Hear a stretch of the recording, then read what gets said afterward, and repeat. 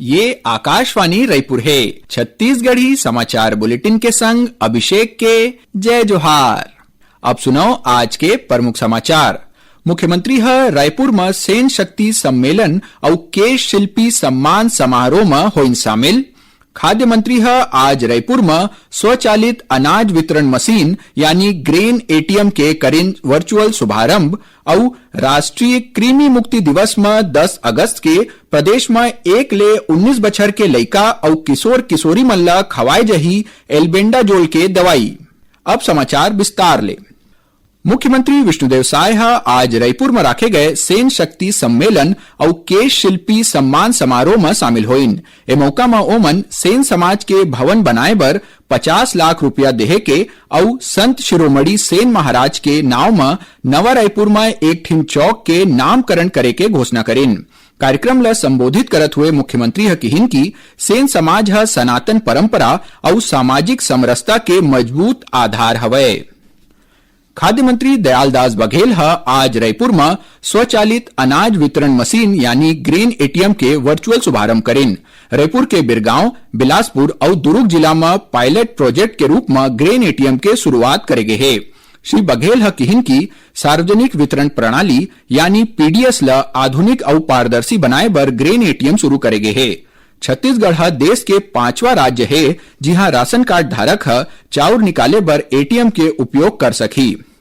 Grain ATM की सुरक्षा बर सीसीटीवी कैमरा और सुरक्षा कर्मी के व्यवस्था घलो करेगे है। राष्ट्रीय कृमि मुक्ति दिवस में 10 अगस्त सोमवार के प्रदेश में 1 ले 19 बछर तक के लइका और किशोर किशोरी मन ला एल्बेंडाजोल के दवाई खवाई जही। एकर बर सरकारी और प्राइवेट स्कूल, आंगनबाड़ी और आने संस्था मन के माध्यम ले दवाई खवाए के व्यवस्था करेगे है। प्रशिक्षित स्वास्थ्य कार्यकर्ता, शिक्षक और आंगनबाड़ी कार्यकर्ता मन के निगरानी में ए दवाई खवाई जही। फिर कोनो लइका अगर 10 अगस्त के कुछ कारण ले दवाई नहीं खाए पाही तो ओला मापअप दिवस 17 अगस्त सोमवार के दिन कृमिनाशक दवाई खवाई जही।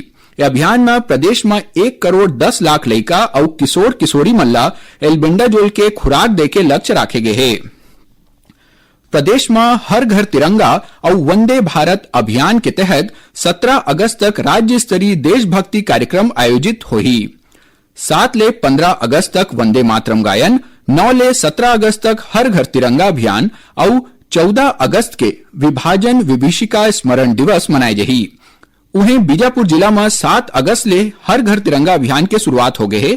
कलेक्टर विश्वदीप और पुलिस अधीक्षक उमेश प्रसाद गुप्ता कीर्ति चक्र ले सम्मानित अमर शहीद सोढ़ी नारायण के घर में उकर परिवार मन ला तिरंगा दे के ए अभियान के शुभारंभ करीन। इति धमतरी जिला में आज साइकिल तिरंगा यात्रा निकाले गिस। जिला प्रशासन डहर ले आयोजित ए यात्रा में अधिकारी कर्मचारी, युवा, विद्यार्थी और आने सामाजिक संगठन मन के प्रतिनिधि के संगे संग आम नागरिक मन हिस्सा लेन। ए दौरान राष्ट्रीय एकता, स्वस्थ जीवन शैली, पर्यावरण संरक्षण और नशा मुक्ति के संदेश देगिस। प्रदेश में स्वच्छता दीदी मन कोती ले आने मांग ला लेके पाछू 1 अगस्त ले शुरू हुए हड़ताल ला राज्य सरकार कड़ा रुख अपनाए है। राज्य शहरी विकास अभिकरण यानी सुडा सबो नगर निगम आयुक्त, नगर पालिका परिषद और नगर पंचायत के मुख्य नगर पालिका अधिकारी मन ला निर्देश जारी करत हुए कहे है कि अनुबंध के शर्त अनुसार हड़ताल में शामिल हुए स्व सहायता समूह के अनुबंध ला खत्म करे और संबंधित सदस्य के सेवा समाप्ति के कार्यवाही करे जा सकत है। पत्र में एक घलो कहे गए है कि अगर हड़ताल के स्थिति कोनो निकाय में साफ सफाई नहीं होही तो निकाय प्रमुख के खिलाफ अनुशासनात्मक कार्रवाई करे जा सकत है। सबो नगरीय निकाय ला निर्देश दे गए है कि अपन क्षेत्र में हर हाल में सफाई व्यवस्था बनाए रखे जाए। योजना आर्थिक सांख्यिकी विभाग और आईआईएम रायपुर के बीच एक समझौता ज्ञापन ऊपर हस्ताक्षर हो है। एमओयू के तहत प्रशिक्षण, क्षमता निर्माण, नीति अनुसंधान, परामर्श, डेटा एनालिटिक्स, शोध और दस्तावेजीकरण समेत आने क्षेत्र में सहयोग करे जाही। उन्हें सरकारी अधिकारी मन बर नेतृत्व विकास, मिड कैरियर एग्जीक्यूटिव और कस्टमाइज मैनेजमेंट डेवलपमेंट प्रोग्राम आयोजित करे जाही।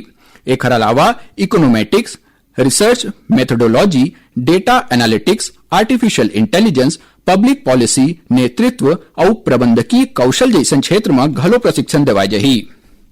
छत्तीसगढ़ स्टेट पावर कंपनीज 1235 पद में भर्ती बर विज्ञापन जारी करे है।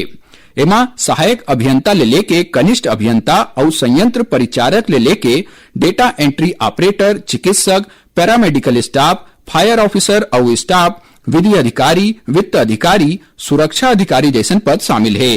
आवेदन और परीक्षा तारीख के विस्तृत जानकारी अलग ले जारी करे जाही। छत्तीसगढ़ी समाचार बुलेटिन आप मन आकाशवाणी रायपुर ले सुनत हओ। छत्तीसगढ़ के खबर ले है आपकी वास्ता और खबर के विश्वसनीयता ले है हमार वास्ता। आकाशवाणी समाचार रायपुर के प्रादेशिक समाचार बुलेटिन के संगे संग हमार समसामयिक कार्यक्रम आप रेडियो के संग अपन मोबाइल में घलो सुन सकत हो। आकाशवाणी समाचार फेसबुक, ट्विटर और यूट्यूब में घलो हावय। हमार फेसबुक पेज हरे Chhattisgarh news on AIR, Twitter handle CGAIR news और हमार यूट्यूब चैनल हरे छत्तीसगढ़ AIR न्यूज। तो अब रेडियो के संगे संग आपके मोबाइल के माध्यम ले हम आप तक पहुंचत हन। छत्तीसगढ़ के हर खबर पर सुनत रहो आकाशवाणी समाचार। अब आगू बढ़बो बाचे समाचार कोती। स्कूल शिक्षा विभाग शिक्षक मन के स्थानांतरण न लेके एक आदेश जारी करे है। विभागीय स्तर में तैयार करे गए सूची में 700 शिक्षक मन के ट्रांसफर करे गए है। स्थानांतरण प्रक्रिया में विद्यालय मन के शैक्षणिक व्यवस्था और पढ़ैया लइका मन के लाभ ला सबले पहली प्राथमिकता दे गए है। एकर संगे संग शिक्षा विभाग कोती ले आने आने राज्य में लागू ऑनलाइन स्थानांतरण प्रणाली मन के अध्ययन घलो करे जावत है। स्कूल शिक्षा विभाग कलेक्टर और संभागीय आयुक्त कार्यालय मन में कर्मचारी मन के कमी दूर करे बर स्कूल के गैर शैक्षणिक कर्मचारी, लिपिक और भृत्य मन के प्रतिनियुक्ति के व्यवस्था करे है। विभाग एकर बर प्रक्रिया तय करत हुए निर्देश जारी करे है। आवश्यकता आधार में रिक्त पद मन के विरुद्ध प्रतिनियुक्ति के प्रस्ताव भेजे जा सकी। संगे संग ए सुनिश्चित करे जाही कि कोनो भी स्कूल के व्यवस्था प्रभावित झन होवे। राष्ट्रीय आपदा प्रबंधन प्राधिकरण काली रायपुर में बाढ़ आपदा प्रबंधन के तैयारी ल लेके कॉन्फ्रेंस आयोजित करेगी। एमा सबो जिला के आपदा प्रबंधन अधिकारी मन ला बाढ़ ले निपटे बर जरूरी दिशा निर्देश दे गए है। राज्य में 18 अगस्त ला टेबल टॉप एक्सरसाइज और 20 अगस्त के मॉक एक्सरसाइज होही। बैठका में आने आने विभाग के समन्वय, राहत और बचाव काम के तैयारी के समीक्षा घलो होही। आकाशवाणी रायपुर के प्रादेशिक समाचार एकांश डहर ले प्रस्तुत कार्यक्रम जिले की चिट्ठी के प्रसारण काली संध्या 6:05 ले 6:10 तक करे जाही। एक कार्यक्रम ला छत्तीसगढ़ के सब्बो आकाशवाणी केंद्र एके संग रिले करही। एदारी के अंक में आप मन नारायणपुर जिला के गतिविधि के बारे में जानकारी सुनिया। चिकित्सा शिक्षा विभाग के आयुक्त प्रदेश के शासकीय और निजी चिकित्सा और दंत चिकित्सा महाविद्यालय में संचालित स्नातक पाठ्यक्रम में भर्ती के पहली काउंसलिंग बर ऑनलाइन आवेदन मंगाए है। आवेदन ला निर्धारित फीस के संग 9 अगस्त ले 16 अगस्त तक भरे जा सकत है। ऑनलाइन आवेदन ले जुड़े जानकारी विभाग के वेबसाइट में उपलब्ध हवे। जशपुर पुलिस एक पूर्व माओवादी ला मुंबई ले गिरफ्तार करे है। पुलिस के मुताबिक आरोपी 2 महीना पहली बुमटेल सरना टोली जंगल ले पुलिस ला चकमा दे के इंसास राइफल और आने हथियार ला छोड़ के भाग गए रही। पुलिस बताइन कि गिरफ्तार आरोपी पहली नक्सल संगठन के सदस्य रह चुके हैं और ओखर ले हथियार मन के बारे में जरूरी जानकारी मिले है। गौरेला पेंड्रा मरवाही जिला में 18 ले 21 अगस्त तक 26वां राज्य स्तरीय शालेय क्रीड़ा प्रतियोगिता के आयोजन करे जाही। ये प्रतियोगिता में प्रदेश के सब्बो संभाग के 14 ले 19 बछर के लगभग 440 खिलाड़ी भाग लिही। प्रतियोगिता में जिम्नास्टिक, क्रिकेट, ताइक्वांडो और कबड्डी जैसन खेल आयोजित होही। आखिरी में प्रमुख समाचार एक गांव फेर। मुख्यमंत्री रायपुर में सेन शक्ति सम्मेलन और केश शिल्पी सम्मान समारोह में होल शामिल। खाद्य मंत्री आज रायपुर में स्वचालित अनाज वितरण मशीन यानी ग्रेन ATM के करें वर्चुअल शुभारंभ और राष्ट्रीय कृमि मुक्ति दिवस में 10 अगस्त के प्रदेश में 1 ले 19 बछर तक के लइका और किशोर किशोरी मन ला खवाए जही एल्बेंडाजोल के दवाई। एकरे संग छत्तीसगढ़ी समाचार बुलेटिन इहे सिरावत है। जय जोहार।